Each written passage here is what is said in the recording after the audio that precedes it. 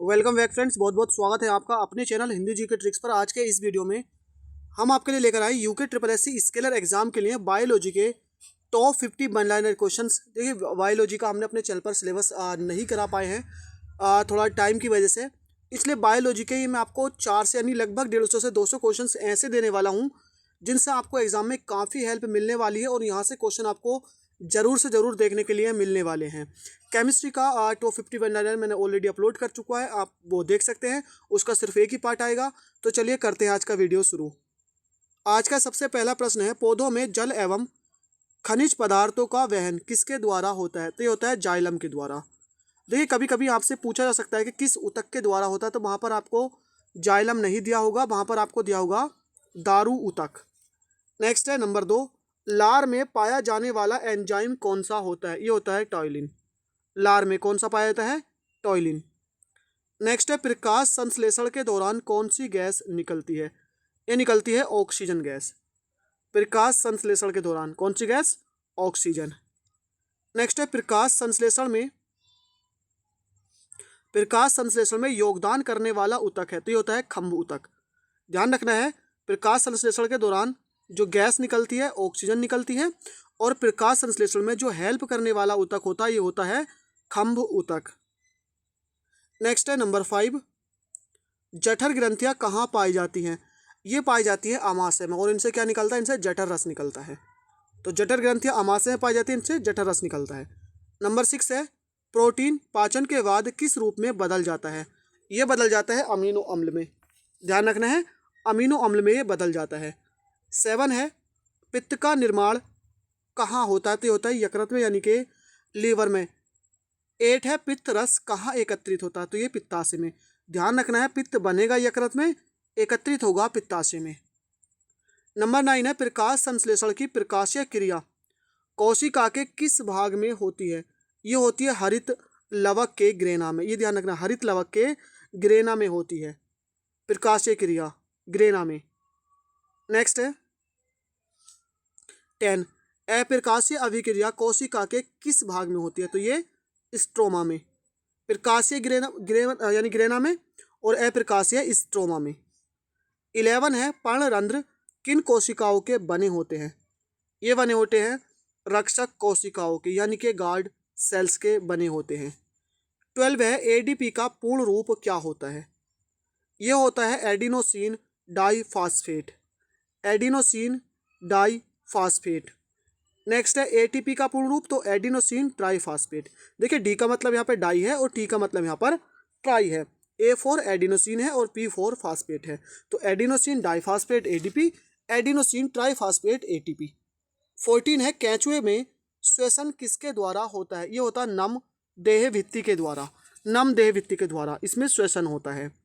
Next है number 15, मनुष्य के दाएं अलिंद में कैसा रुधिर होता है? तो होता है अशुद्ध। नेक्स्ट है, मनुष्य के बाएं अलिंद में कैसा रुधिर होता है? तो ये शुद्ध। तो दाएं में अशुद्ध होता है और बाएं में शुद्ध होता है। 7 है, यानी प्लमोनरी धमनी, जिसे क्या कहते हैं? फुफ्फुस धमनी भी कहते हैं। या आपको इंग्लिश में अगर नाम आएगा तो प्लमोनरी आर्टरी या प्लमोनरी ध्वनि आपसे धमनी जो है ये दिया जाएगा। में बहने वाला रुधिर होता है, तो ये होता है अशुद्ध, ऑक्सीजन रहित। देखिए, नॉर्मली क्या होता है, जो धमनियों में बहता है ये शुद्ध खून बहता है और शिराओं में बहता है अशुद्ध खून। लेकिन यहाँ पर स्पेशली धमनी है, इसलिए क्वेश्चन को इसमें इंक्लूड किया गया है। प्लमोनरी आर्टरी, जिसे फुफ्फुस धमनी कहते हैं, इसमें जो खून होता है वो ऑक्सीजन नहीं होता, उसमें अशुद्ध होता है। अगर बात करें महाधमनी की, तो इसमें जो खून होता है शुद्ध, यानी कि ऑक्सीजन युक्त होता है। 19 है, रक्त का तरल निर्जीव भाग क्या होता है? ये होता है प्लाज्मा। खून का जो लिक्विड होता है, जो निर्जीव भाग होता है, ये प्लाज्मा होता है।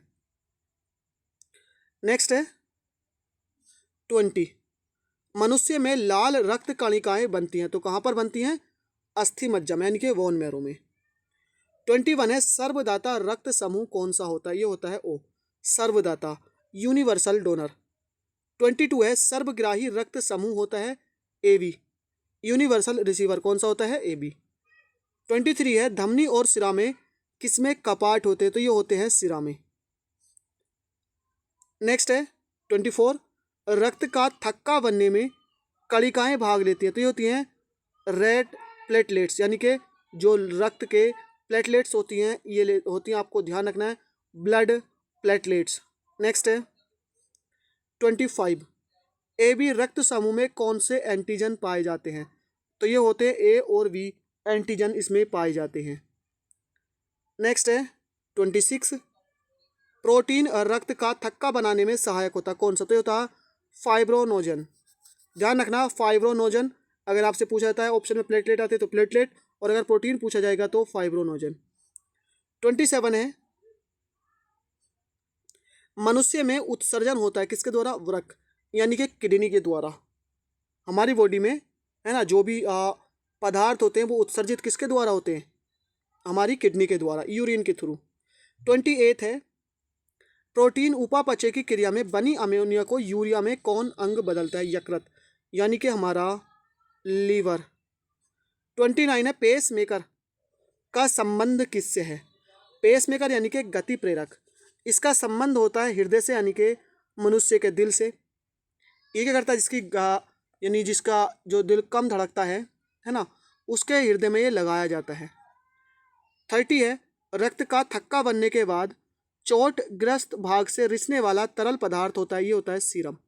यानी जब हमके नॉर्मली चोट लग जाती है तो जब वो थक्का जम जाता है, खुरंट से जम जाता है, तो वहाँ से लिक्विड सा निकलता है, चिपचिपा पदार्थ, उसी को सीरम कहते हैं। नेक्स्ट है 31, आरबीसी का जीवन काल कितना होता है? ये होता है 120 दिन। आरबीसी का, रेड ब्लड सेल्स का, 120 दिन। 32 है, पौधों में जल तथा खनिज पदार्थों का संवहन होता है किसके द्वारा? दारू ऊतक के द्वारा, ये जाइलम है ना, जाइलम के द्वारा। 33 है, पत्तियों में बने कार्बनिक भोज्य पदार्थों का वितरण किसके द्वारा होता है? फ्लोएम के द्वारा। किससे होता है? फ्लोएम से। 34 है, मनुष्य शरीर की सबसे बड़ी धमनी होती है, ये होती है देहिक महाधमनी। कौन सी होती है? महाधमनी होती है। 35 है, प्रकाश संश्लेषण के अंतिम उत्पाद होते हैं, ये होते हैं ग्लूकोज और ऑक्सीजन। कौन होते हैं? ग्लूकोज और ऑक्सीजन होते हैं। नेक्स्ट है 36,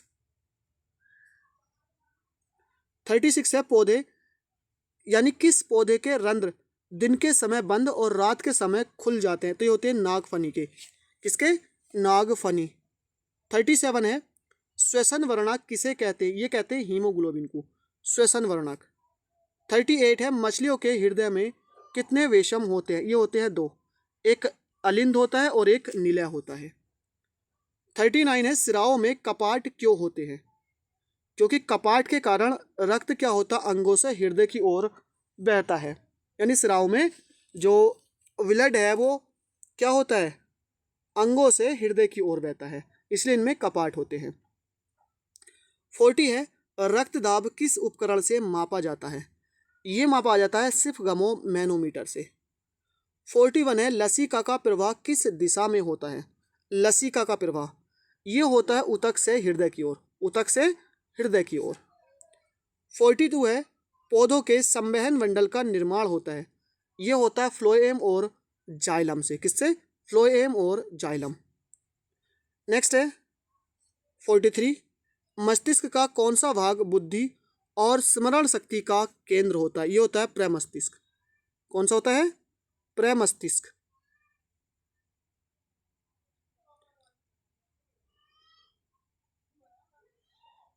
ये थोड़ी यहाँ पर देखिए गड़बड़ कर रहा है। नेक्स्ट है क्वेश्चन नंबर 44, ये है प्रतिवर्ती क्रियाएं में कौन सी तंत्रिकाएं भाग लेती हैं? तो ये लेती हैं रीढ़ रज्जु। ध्यान रखना है, कौन सी लेती हैं? रीढ़ रज्जु। नेक्स्ट है 45, अनैच्छिक क्रियाओं का नियंत्रण एवं नियमन केंद्र होता है, कौन होता है? मस्तिष्क का मेड्यूला आव्लागोटा। मस्तिष्क का मेड्यूला आव्लागोटा होता है। 46 है, स्वाद इंद्रिया होती है, कहाँ पर होती है? जीभ पर। स्वाद इंद्रिया कहाँ होती है? जीभ पर। 47 है, नेत्र में प्रतिबिंब कहाँ बनता है? ये बनता है दृष्टि पटल पर। कहाँ बनता है? दृष्टि पटल पर। नेक्स्ट है 48, शरीर की मास्टर ग्रंथि किसे कहा जाता है? ये कहा जाता है पीयूष ग्रंथि को। 49 है, शरीर की सबसे बड़ी अंतःस्रावी ग्रंथि होती है, ये होती है थायराइड। कौन सी होती है? थायराइड। नेक्स्ट है कौन सा हार्मोन स्त्रियों के द्वितीयक लैंगिक लक्षणों के लिए उत्तरदायी है? ये होता है एस्ट्रोजन। तो फ्रेंड्स, आज के इस वीडियो में हमने डिस्कस किए हैं बायोलॉजी के टॉप 50 क्वेश्चंस। इसका ये पहला पार्ट था, यानी कि इसके 2 या 3 पार्ट और आने वाले हैं। तो चैनल के साथ बने रहिए, सब्सक्राइब कर लीजिए अगर आप चाहते हैं, है ना, हमको सपोर्ट करना, जिससे कि हम आपके लिए अच्छा अच्छा कंटेंट लाते रहें। तो चैनल को आप ज्वाइन कर लीजिए, जिससे कि आपको बहुत से फीचर हैं जो आपको नीचे दिख जाएंगे, वो आपके लिए अवेलेबल हो जाएंगे। तो थैंक यू फॉर वॉचिंग, मिलते हैं नेक्स्ट वीडियो में।